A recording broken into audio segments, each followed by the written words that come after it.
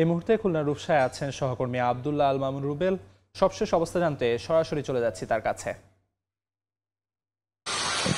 খুলনার রূপসা উপজেলায় ব্যাংক লুটের ঘটনায় এরই মধ্যে কিন্তু পুলিশ তদন্তে নেমেছে এবং তারা ব্যাংকের যে সিসিটিভি ফুটেজ আছে সেটি আসলে বিশ্লেষণ করার চেষ্টা করছে। একই সঙ্গে কিন্তু পুলিশের পাশাপাশি অন্যান্য যে আইন শৃঙ্খলা বাহিনী রয়েছে, বিভিন্ন গোয়েন্দা সংস্থা রয়েছে, তারাও কিন্তু এই খুলনার রূপসা উপজেলার রূপসা ঘাট এলাকা অবস্থিত যে কৃষি ব্যাংক সেটিতে কিন্তু আসলে তদন্ত শুরু করেছেন।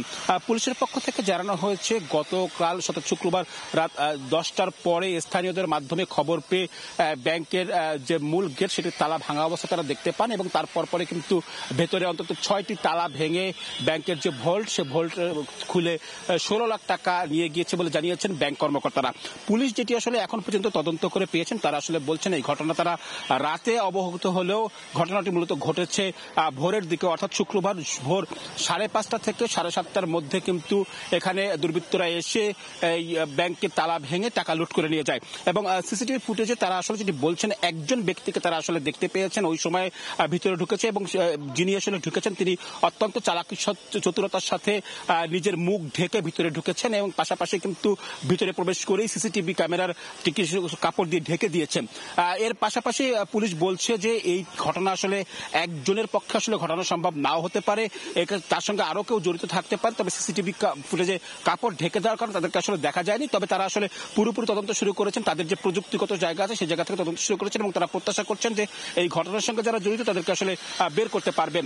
একটু বলে রাখি এই ঘটনার সময় আসলে ব্যাংকের যে নিরাপত্তা কর্মী তিনি আসলে সময় ছিলেন না, অর্থাৎ ব্যাংক কর্তৃপক্ষ বলছেন 5:30টার সময় একজনের ডিউটি শেষ হয় এবং তারপর আরেকজন আসার কথা, কিন্তু আসলে ওই সময় 5:30টার সময় একজন চলে গেল, অন্য যার আসার কথা তিনি আসলে আসেননি এবং যিনি চলে গেছেন তিনি দায়িত্ব আসলে বুঝিয়ে দিয়ে যাননি। তো এটি নিয়ে আসলে ব্যাংক কর্মকর্তারা বলছেন যে তারাও আসলে খতিয়ে দেখছেন যে কেন তিনি আসেননি, তাকে আসলে কি করা যায় সেটি আসলে তারাও আসলে ভাবছেন।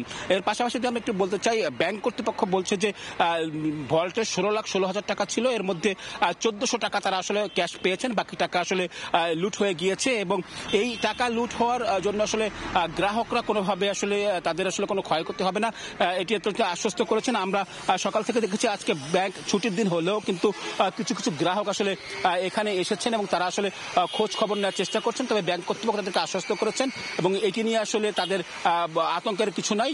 একই সঙ্গে ব্যাংক কর্মকর্তা বলছেন তারা আসলে আনুষ্ঠানিকভাবে মামলাটি প্রক্রিয়াধীন রয়েছে, এই ঘটনা তারা মামলা করবেন। তো আমার কাছে এই ছিল খুলনা থেকে কৃষি ব্যাংক লুটের ঘটনার সবশেষ। সরাসরি যুক্ত ছিলাম খুলনার রূপসায়।